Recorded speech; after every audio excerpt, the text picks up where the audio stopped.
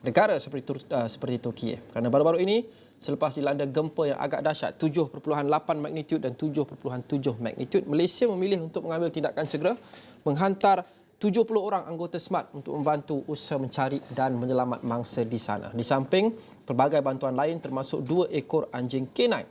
Apa yang kita boleh faham daripada hubungan Malaysia-Turki? Sungguh pun dipisahkan dengan jarak 6,500 kilometer. Bagaimana kita memastikan hubungan dua negara ini dapat terus diperkasakan untuk manfaat bersama? Saya mahu berbincang bersama dengan penganalisis politik dan hubungan antarabangsa Universiti Utara Malaysia, UUM, Profesor Dr. Muhammad Azizuddin Muhammad Sani. Prof, mungkin sekali pandang kita akan lebih cenderung untuk melihat dan mengutamakan kerjasama dengan negara-negara yang lebih dekat dengan kita. Jiran-jiran ASEAN sebagai contoh, Indonesia, Singapura, Thailand, dan kita mungkin kurang berfikir mengenai negara-negara yang lebih jauh jika ia bukan kuasa besar seperti Amerika Syarikat ataupun China. Tapi apa yang kita boleh faham berkenaan dengan Malaysia-Turki ini dan mengapa hubungan bilateral antara kedua-dua negara ini yang dipisahkan lebih 6,000 kilometer ini penting? Ya, kalau kita lihat hubungan antarabangsa kita, walaupun kita memberi fokus sebenarnya ataupun keutamaan kepada negara-negara kejiranan, sebab apa yang berlaku di negara jiran sebenarnya akan berimpak kepada negara kita. Misalnya Tuan Dr. Mahathir Mohamad dulu pernah menyebut satu term dia kenali sebagai prosper time neighbor. Maksudnya kalau jiran kita makmur, kita pun akan makmur sama. Kalau jiran kita menghadapi masalah, kita pun akan menghadapi masalah yang sama. Jadi dalam konteks ini, keutamaan itu daripada negara-negara jiran. Cuma kita kena faham juga realiti Malaysia adalah juga kita sebab duduk dalam zaman era globalisasi ini, di mana kesaling bergantungan antara negara kita dan negara luar, walaupun negara itu jauh, disebut tadi oleh Luqman, Turki ataupun negara-negara seperti Amerika Syarikat, China lebih dekat dengan kita lah. Tapi apa yang berlaku di negara tersebut akan beri kesan pada negara kita juga. Dan hubungan dagangan ataupun hubungan ekonomi ataupun maupun hubungan politik perlu dieratkan supaya kita boleh saling bantu-bantu dan saling dapat kemudahan secara bersama. Lantas kalau kita lihat dalam konteks Turki sekalipun, Turki adalah sebuah negara Islam dan hubungan kita dengan Turki ataupun Turkiye, sekarang ni nama dah berubah. Kalau kita lihat malah dalam sejarah ketika era zaman Kesultanan Melaka pun kita sudah ada hubungan ketika itu Melaka dengan Empire Ottomania ketika itu. Jadi saya rasa hubungan ini berterusan sehinggalah ke hari ini. Jadi dan ditambah pula dengan hubungan akrab pimpinan yang ada sekarang, Dr. Siti Anwar Ibrahim dengan Presiden Tayyip Erdogan, Presiden Turki. Jadi dalam konteks ini saya rasa hubungan antara kedua negara akan lebih erat dan saya rasa dengan malapetaka yang dihadapi oleh Turki masa ini, saya rasa kita akan sedia membantu dan akan teruskan jalinkan hubungan dengan baik antara kedua-dua negara.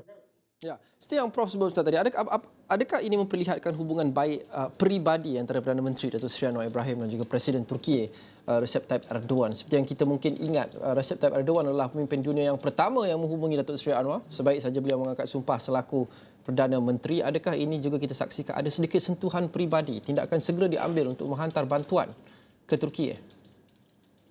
Ya, kalau kita lihat malah anak kepada Recep Tayyip Erdogan dah datang sebaik saja Datuk Seri Anwar Ibrahim mengangkat sumpah sebagai Perdana Menteri, anak beliau datang melawat dan bertemu dan berunding dan mungkin ada hasil daripada perbincangan tersebut. Dalam konteks ini saya rasa hubungan peribadi itu sangat penting.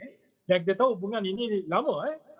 Kalau kita sentuh zaman dulu Datuk Seri Anwar Ibrahim pun pernah mendapat rawatan di Turki dan disambut oleh Erdogan juga. Dan dalam konteks ini saya rasa dan kita berharapkan dan dengan adanya hubungan bukan sahaja hubungan antara negara yang formal tapi hubungan secara personal pribadi yang baik antara pemimpin negara, ini akan menambahkan lagi kerjasama kememuran antara kedua negara. Yang mana kita tahu hubungan kita sentiasa erat daripada dulu lagi, dan zaman era Erdogan ni walaupun kita sering berubah kepimpinan, beliau tidak sekali-sekala untuk mengedepikan keakraban dari segi persahabatan antara kedua negara. Jadi dalam konteks ini ditambah pula dengan hubungan peribadi mungkin daripada gerakan Islam sebelum ini antara kedua pemimpin ini, jadi saya rasa ia akan membawa kemakmuran yang lebih baik dalam hubungan politik dan juga diplomasi, maksudlah ekonomi antara kedua negara. Bagaimana kita terjemahkan hubungan peribadi yang akrab ini kepada hubungan bilateral antara negara yang lebih baik. Saya ingat dulu mantan Perdana Menteri Tun Dr. Mahathir Mohamad pernah menulis dalam salah satu buku beliau bahawa katanya pada ketika beliau pertama kali menjadi Perdana Menteri, ASEAN pada ketika itu bezanya dengan ASEAN selepas-lepas itu adalah pemimpin dalam kalangan negara ASEAN itu mempunyai hubungan peribadi yang akrab. Mereka ini rakan, mereka ini kawan-kawan dan bukan hanya rakan sejawat ataupun rakan sejawatan. Katanya selepas itu hubungan antara pemimpin-pemimpin ASEAN, Perdana Menteri dan Presiden Indonesia dan Singapura dan sebagainya lebih kepada bersifat profesional. Malah beliau pernah menangis ketika ditanya berkenaan dengan Suharto dan pemergian Suharto. Jadi bagaimana kita gunakan keakraban personal ini, peribadi ini untuk memperkasakan hubungan bilateral walaupun antara dua negara yang secara tradisionalnya tidak mempunyai banyak untuk berdagang. Ya, kalau kita lihat, kalau kita lihat dalam konteks negara ASEAN, negara ASEAN memang keakraban tu ada dan timbul walaupun sekali-sekala adanya perpisahan. Kerana semangat yang dia bawa dalam ASEAN itu sendiri ataupun antara contohnya Malaysia dengan Indonesia, Brunei, Singapura dan sebagainya adalah semangat serumpun. Jadi itu yang menyebabkan ada hubungan yang akrab, yang baik antara negara-negara ini. Walaupun kita tidak menafikan ada juga apa kata hiccup, maksudnya ada kadang-kadang tertentu yang hubungan antara kedua negara ini dilihat sebagai naik turun berlaku. Tapi kita juga mengharapkan hubungan yang akrab. Kalau pemimpin kita ada, kita tidak boleh pastikan setiap pemimpin kita itu akan ada hubungan yang baik dengan negara-negara luar, terutama dalam konteks personal tu. Jadi tapi dalam konteks sekiranya ada, saya rasa kalau sekiranya ada, saya rasa itu yang ditagih yang lebih baik kerana kita tahu bahawa apa saja permasalahan yang timbul, maksudnya jalan diplomasi itu akan digunakan secara personal antara pemimpin dengan pemimpin ataupun government dengan government, kerajaan dengan kerajaan untuk menyelesaikan apa saja permasalahan. Jadi dalam konteks ini, jadi kalau dalam konteks sekarang ni bila Turki menghadapi masalah bencana malapetaka bumi, kita secara rela hati terus menawarkan untuk memberi bantuan dan senang juga pihak Turki juga senang menerima kehadiran wakil daripada negara kita ke sana. Jadi dalam konteks ini saya rasa hubungan akrab intern tu sangat penting dan ini ada nilai tambah sebenarnya dalam hubungan diplomasi yang biasa, yang formal yang sedia ada antara kita dengan negara lain misalnya. Jadi dalam konteks ini saya rasa itu satu nilai tambah yang perlu ada dan saya harapkan biasanya pemimpin pun dia perlukan masa juga untuk menghasilkan satu bentuk hubungan personal dengan kepimpinan yang lain atau pemimpin lain. Jadi saya rasa Datuk Seri Anwar Ibrahim, saya tahu ada ramai pemimpin utama dunia sekarang ni yang mempunyai hubungan rapat dengan beliau dan diharapkan dengan hubungan rapat ni saya rasa dapat membawa kita lebih baik dari segi peluang ekonomi, perdagangan, politik. Itu yang sebenarnya dikehendaki oleh rakyat. Bukan saja dalam konteks personal tu tapi apa manfaat yang kita boleh perolehi daripada hubungan personal tu terhadap ekonomi dan kemakmuran rakyat. Itu yang paling penting sendiri yang kita nak dalam hubungan akrab antara pemimpin.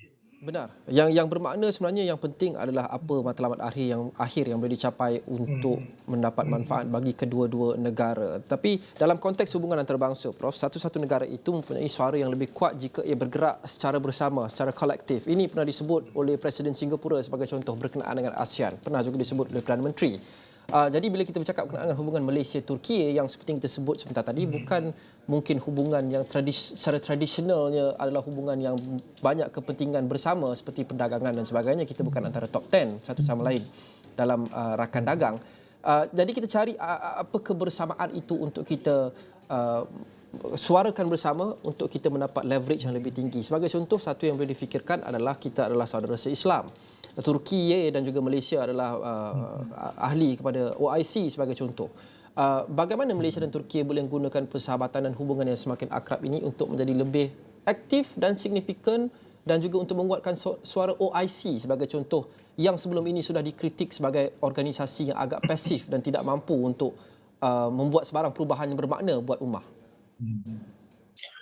Saya rasa kita perlu ingat hubungan kita dengan Turki ini sebenarnya kalau konteks hubungan antarabangsa tu agak berbeza. Beza dalam konteks ini Turki sebenarnya adalah yang dikenali sebagai regional power, kuasa serantau di rantau sebelah Eropah, Eropah Timur dan juga di Timur Tengah. Macam Malaysia pula adalah kita tidak menganggap kita sebagai regional power sebab kita sebuah negara kecil berbanding dengan Indonesia. Indonesia mungkin dianggap sebagai kuasa serantau tapi kita sering mengatakan kita sebagai kuasa middle power dalam konteks hubungan antarabangsa. Dalam konteks middle power ni ataupun kuasa sederhana ataupun kita boleh sebutkan di situ kita perlukan suara kolektif. Maksudnya kalau kita ingin menyampaikan pandangan tentang apa-apa isu, kita perlu rakan untuk menyampaikan bersama. Itu yang dalam perjuangan kita, misalnya apa-apa isu yang nak dibawa, kalau kita bersuara dalam konteks ASEAN, pihak masyarakat antarabangsa lebih dengar ataupun di PBB itu, Pertubuhan Bangsa Bersatu, mereka mendengar suara-suara ini apabila bersuara dalam konteks kolektif.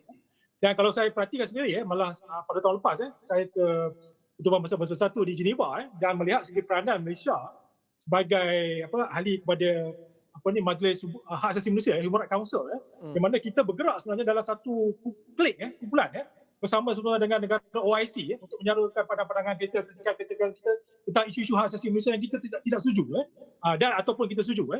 Jadi dalam konteks ini maksudnya kita sering bergerak dalam konteks kolektif untuk menyampaikan hasrat dan matlamat kepentingan nasional kita. Jadi saya rasa itu yang menarik dalam konteks ini. Turki sentiasa berada bersama kita, itu yang bagus. Sentiasa berada bersama kita.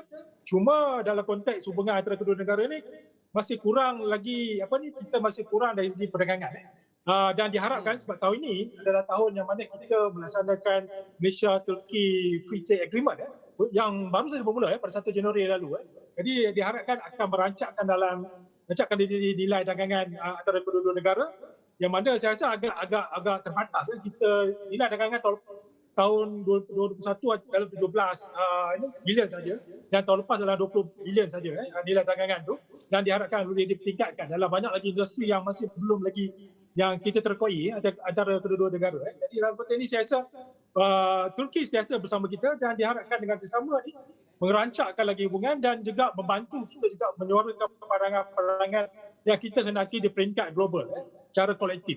Jadi Turki sentiasa berada bersama kita dan diharapkan terus bersama kita untuk tujuan kepentingan nasional kita dan kepentingan umat secara keseluruhannya lah.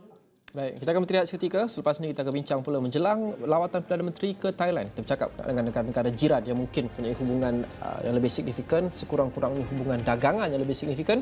Itu kita akan kupas selepas ini. Pantau Kerajaan Baru akan kembali.